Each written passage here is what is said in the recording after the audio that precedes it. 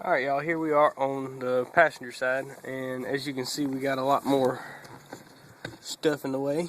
Turn this light back on. You got your two heater hoses, and this mount that they go on is broken, but there's a bracket here you gotta take off. You also got your AC line in the way, which you ain't gonna be able to do anything about that. Go into your accumulator or dryer, however you want to say it. And you got your engine dipstick. I don't think any of this is really going to be in my way, except for the heater hoses. I can probably pull them down and out of the way, but I think it won't be too bad. This one seems to be leaking worse than the others. I'll try to get y'all down there to show y'all. Let's see, right there. You see how the oil is hanging off of the edge of the valve cover, and also running down the side of the head. So yeah, I'm fixing to get y'all set up, and then I'll disassemble this. Like I said, it's very, very similar, if not the same as the driver's side. It's just you got a little more crap in the way.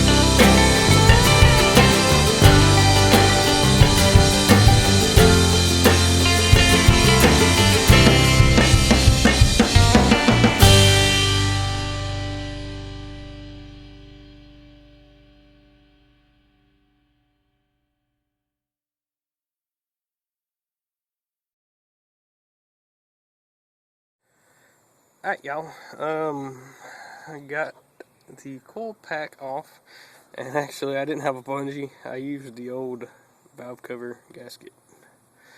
Got it tied between the two, the high and the low side on the AC, just to pull it out of the way a little bit. Also, you will have to take, if you take the coil pack off like the way I did the bracket, you're going to have to take the bolt out of the dipstick, which goes into the side of the head. I believe it is a 15 millimeter. Excuse me. Anyway, that's where I'm at right now. I have to, go ahead and I'll start loosening my 8 millimeter bolts for the valve cover. Also, I had to take this vacuum hose off that goes to the throttle body. Connects right there. This side is definitely leaking worse than the other side was. I could tell that just by the amount of oil that was dripping off of it, or just the residual that you can see. Anyway, I already blew my little bit of brake cleaner along the top, and with the air, blew the crud off the top. And that's where I'm at right now, and I'm getting ready to, like I said, take those 4 8 millimeter bolts out. And I'll be right back.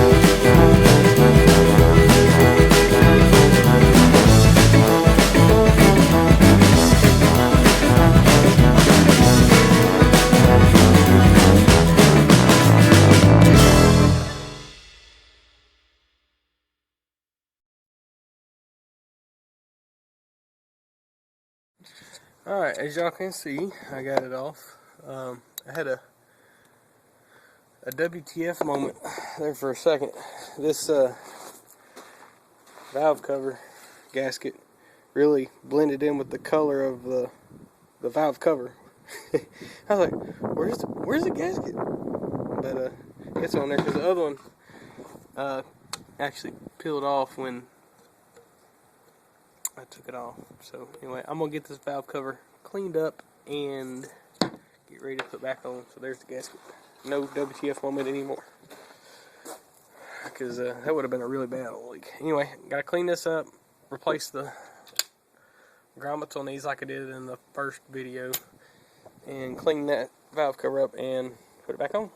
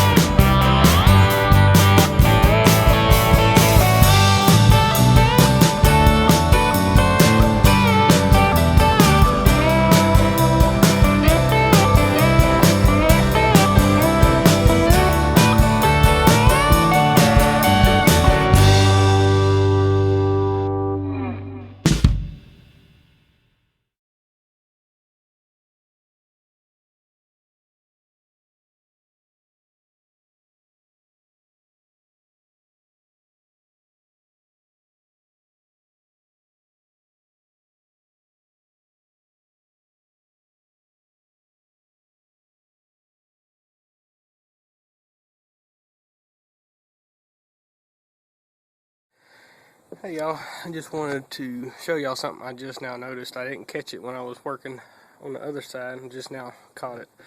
But if you remember, when I was working on the other side, I remember saying, I don't know what that connector goes to. I don't know how I missed it. I actually got myself a little bit of a chuckle out of it, because I was tightening this last bolt down, and I realized where that wire ran to.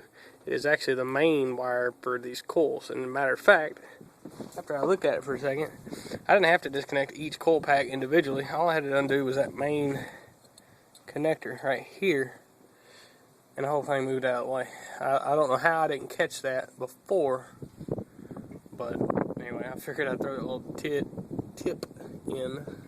Can't get my words out right today. But anyway, so unplugging those 8 coils individually is just a waste of time when all you needed to do was unplug the 2 main connectors. Just FYI. Anyway, I got the valve cover bolted down. Now I'm going to put the coil rail back in and keep on going.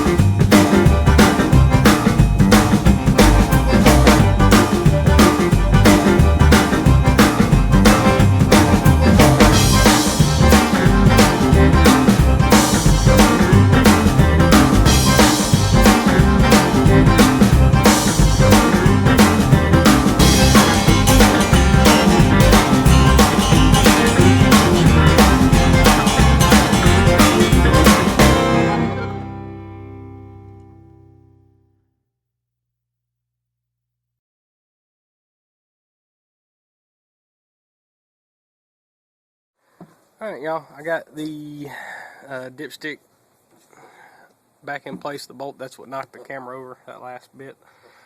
All my connectors are reconnected, coil packs are connected. There was something else. Oh, I put this bracket back on that was supposed to hold the heater hoses. I've already removed the tool tray. The only thing I left here is my little rag and the 2 lights, 3 lights. And we should be good to start up. Shouldn't have any check engine lights or anything like that.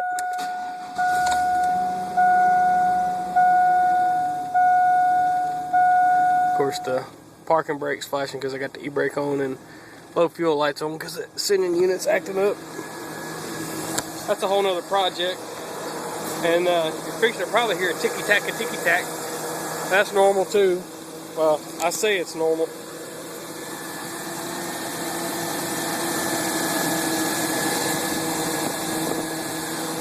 I'm just looking for any signs of oil leaking.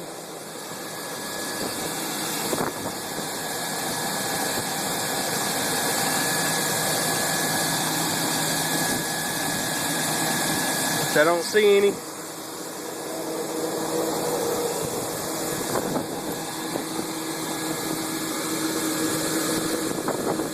Nothing gushing anyway, just I see residual. But like I said, I'm going to have to take it to work and get it cleaned up.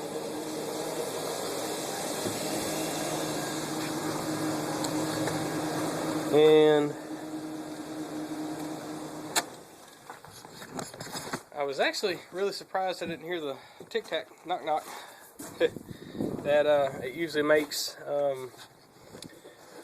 The deal with that is that's a I believe it's the camshaft, but that's a whole nother story. I ain't worried about it. It doesn't do it all the time. It just does it when it first starts up for about 5-10 seconds and it quits. And you just sit it, let it idle. It'll be fine. But anyway, I don't see any oil leaks. I just got it, like I said, get this residual cleaned up. Passenger side is definitely a bit more difficult, but I mean not terribly. So anyway, that's it. That is how you do valve cover gaskets on a Chevy Silverado 5.3. Thanks for watching. Please comment, rate, and subscribe. And again, I hope everybody had a Merry Christmas and Happy New Year.